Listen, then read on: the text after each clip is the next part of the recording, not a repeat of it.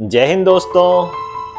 आज हम चर्चा करने वाले हैं राशि चक्र की तृतीय नंबर की राशि जो है मिथुन राशि, जो कि द्विस्वभाव राशि मानी जाती है।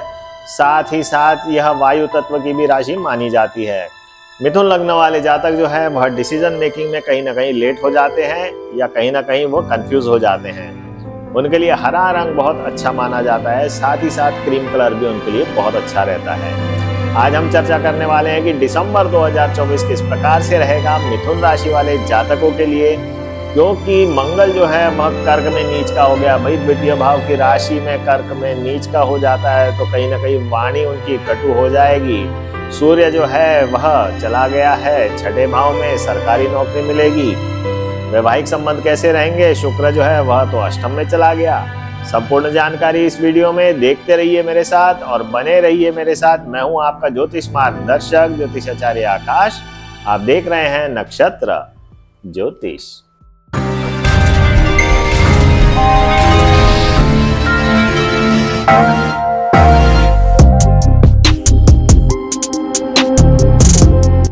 तो सर्वप्रथम चर्चा करते हैं सौर मंडल के राजा के बारे में कि सूर्य क्या परिणाम देने वाला है मिथुन राशि वाले जातकों के लिए। अब मिथुन राशि से हमें देखना है कि सूर्य जो कि वृश्चिक राशि में बैठा है कितनी राशियां आती है। तो आप मिथुन से गिनेंगे तो मिथुन से यह हो जाएगा छठवें भाव की राशि। तो सूर्य जो है वह छठे भाव से गोचर कर रहा है मिथुन राशि से और यह स्वामी हो जाता है तृतीय भाव का। आप देखेंगे सूर्य जो है सिंह राशि का स्वामी है और वह मिथुन राशि से तृतीय राशि मानी जाती है। तो इस प्रकार से सूर्य ने एक्टिवेट कर दिए छठे भाव और तृतीय भाव को। अब इन भाव को सूर्य ने एक्टिवेट कर दिया है तो किस प्रकार के परिणाम मिलने वाले हैं। सर्वप्रथम ध्यान रखें कि सूर्य जो है वह तृतीय और छठे भाव में बहुत बलवान माना जाता है। तो यह आपके पराक्रम को बढ़ाएगा, आपका आत्मबल बढ़ाएगा, कहीं ना कहीं रोग दे सकता है। छठवें भाव में एक्टिव हो जाएगा तो आंखों से रिलेटेड कुछ रोग दे सकता है, अन्यथा तो यह बहुत अच्छा ही रिजल्ट देने वाला है। अब तृतीय भाव आपके पराक्रम का माना जाता है और सूर्य जो है वह सरकार का कारक माना जाता है। तो सरकारी नौकरी मिलने के बिल्कुल चांसेस हैं। सरकारी कोई भी प्रतियोगिता परीक्षा है तो उसमें आपको सफलता मिलने के भी चांसेस यह दर्शा रहा है। आत्मबल आपका अच्छा रहने वाला है, नौकरी की स्थिति बहुत अच्छी रहने वाली है। अगर आप नौकरी में परिवर्तन चाहते हैं या प्रयासरत हैं या सरकारी नौकरी के लिए प्रयासरत हैं तो भी आपको सफलता मिलने के पूर्ण चांसेस यह दर्शा रहा है। और अगर आपकी सूर्य की महादशा अंतर्दशा चल रही होगी तो आपको निश्चित रूप से सफलता मिलेगी। अगर किसी प्रकार से परेशानी चल रही है तो 12 मुखी रुद्राक्ष आप धारण कर लेंगे तो अच्छा रहेगा। साथ ही साथ वैवाहिक जीवन के लिए यह कुछ खास रिजल्ट नहीं दे रहा और प्रेम संबंधों के लिए भी यह खास रिजल्ट नहीं दे रहा। शिक्षा के लिए बहुत अच्छा समय रहने वाला है और आपको हर तरह से सहयोग मिलने वाला है। नौकरी के बारे में तो मैं कह चुका हूं कि प्रमोशन होने के चांसेस है, सभी का सहयोग प्राप्त होगा। अधिकारी वर्ग से भी आपको सहयोग मिल सकता है। कानूनी पढ़ाई भी आप कर सकते हैं तो उसमें भी आपको सफलता मिलेगी। तो यह तो थे सूर्य के परिणाम जब तक वह वृश्चिक राशि में स्थित है। अब हम चर्चा करेंगे 15 दिसंबर के उपरांत ये चला जाएगा धनु राशि में तो क्या रिजल्ट देने वाला है। अब धनु राशि में यह चला गया तो इसने एक्टिवेट कर दिए सप्तम भाव और तृतीय भाव। तो सूर्य वैसे भी पाप ग्रह माना जाता है तो कहीं ना कहीं सप्तम भाव को अगर यह एक्टिवेट कर देगा और तृतीय भाव का स्वामी है तो विवाह के लिए तो यह बहुत अच्छा समय दर्शा रहा है। खासकर से आपकी जन्म कुंडली में भी अगर यह सप्तम भाव के स्वामी के साथ संबंध बना रहा है तो आपका विवाह होना निश्चित है। सूर्य सप्तम भाव में आपके बिजनेस को भी बढ़ाएगा। वैवाहिक जीवन में थोड़ा कष्ट अवश्य देगा परंतु बिजनेस तो अच्छा करेगा ही करेगा।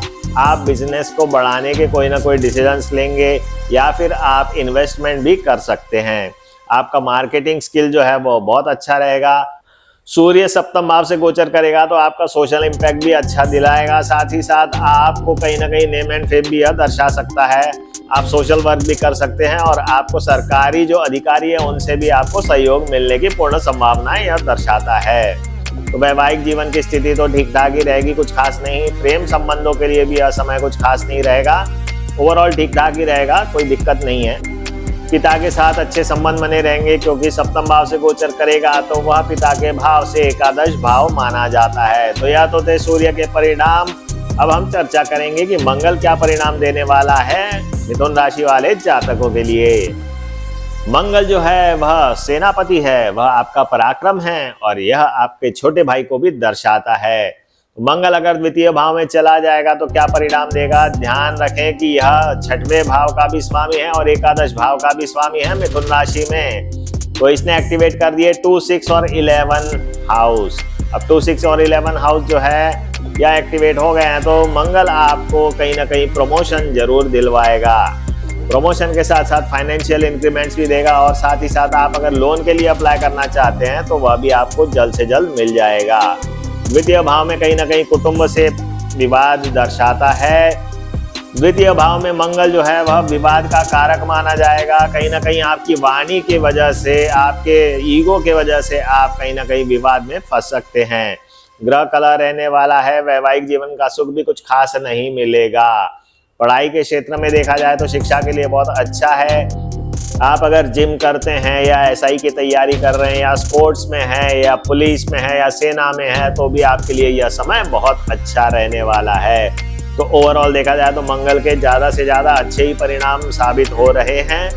अब हम देखेंगे कि बुध किस प्रकार के परिणाम देने वाला है मिथुन राशि वाले जातकों के लिए। बुध की बात करते हैं तो बुध फाइनेंसेस का कारक माना जाता है और यह वर्तमान में गोचर कर रहा है वृश्चिक राशि से ही, यानी कि इसने एक्टिवेट कर दिया छठवां भाव। ध्यान रखें कि 2, 6 और 10 यह जो भाव है यह अर्थ त्रिकोण माने जाते हैं। कई लोग छठवें भाव को शत्रु का भाव, रोग का भाव बता करके आपको डराते हैं, परंतु यह इतना हानिकारक भाव नहीं रहता। फिर भी देखते हैं, जज करते हैं कि बुध क्या परिणाम देगा। बुध जो है वह राशि स्वामी हो गया है और साथ ही साथ यह चतुर्थ भाव का भी स्वामी हो गया है और यह गोचर कर रहा है वृश्चिक राशि से, यानी कि इसने एक्टिवेट कर दिया 6th हाउस, 4th हाउस और 1st हाउस। अब इन भावों को एक्टिवेट कर दिया तो क्या परिणाम प्राप्त हो सकते हैं? सर्वप्रथम तो आपको कहीं ना कहीं से रेंटल इनकम आपकी बढ़ जाएगी। बुध ने एक्टिवेट कर दिए छठवें भाव को, चौथे भाव को और प्रथम भाव को। तो इसके अनुसार सर्वप्रथम तो आपको कहीं ना कहीं एलर्जीज हो सकती है, उस बात का आपको ध्यान रखना है। सर्दी, खांसी, बुखार वगैरह हो सकता है या स्किन एलर्जी भी हो सकती है। साथ ही साथ आपकी माता को भी रोग हो सकता है या माता के साथ आपके संबंध थोड़े खराब हो सकते हैं। रेंटल इनकम जो है वह आपकी बढ़ेगी। कानूनी पढ़ाई आप कर सकते हैं या आप मेडिकल फील्ड के लिए ट्राई कर रहे हैं तो वहां भी आपको सक्सेस मिल सकता है। प्रतियोगिता परीक्षा में आपको बिल्कुल सफलता मिलेगी। पढ़ाई शिक्षा में बहुत मन लगने वाला है। नौकरी में भी बहुत अच्छी स्थिति बनी रहेगी। कहीं ना कहीं थोड़े विवाद जरूर हो सकते हैं क्योंकि छठवां भाव कुछ विवाद जरूर करवाता है। बुध कहीं ना कहीं आपके फाइनेंशियल सक्सेस भी दिखाता है। तो शेयर मार्केट से रिलेटेड या फिर आप कहीं ना कहीं अगर म्यूचुअल फंड मैनेज कर रहे हैं या कई लोगों के फंड्स को मैनेज कर रहे हैं तो आपको सफलता मिलने की संभावनाएं यह दर्शा रहा है। वैवाहिक जीवन के लिए कुछ खास नहीं है और प्रेम संबंधों के लिए भी कुछ खास रिजल्ट यह नहीं दर्शा रहा। तो ओवरऑल देखा जाए तो बुध के रिजल्ट प्लस और माइनस वाले दोनों तरीके के हैं। अब आपकी दशा अगर बुध की चलेगी तो जो रिजल्ट मैंने बताए हैं वह कहीं ना कहीं आपको मिल सकते हैं। अब हम चर्चा करेंगे कि शुक्र किस प्रकार के परिणाम देगा मिथुन राशि वाले जातकों के लिए। शुक्र की बात करें तो लग्जरी का कारक माना जाता है और यह द्वादश भाव और पंचम भाव का स्वामी हो जाता है। एक त्रिकोण भाव का स्वामी है तो द्वादश भाव जो है वह कहीं ना कहीं हानि भी दर्शाता है। साथ ही साथ यह गोचर कर रहा है मकर राशि से, तो मकर राशि अष्टम राशि हो जाती है। तो इस प्रकार से शुक्र ने एक्टिवेट कर दिए अष्टम भाव, पंचम भाव और द्वादश भाव।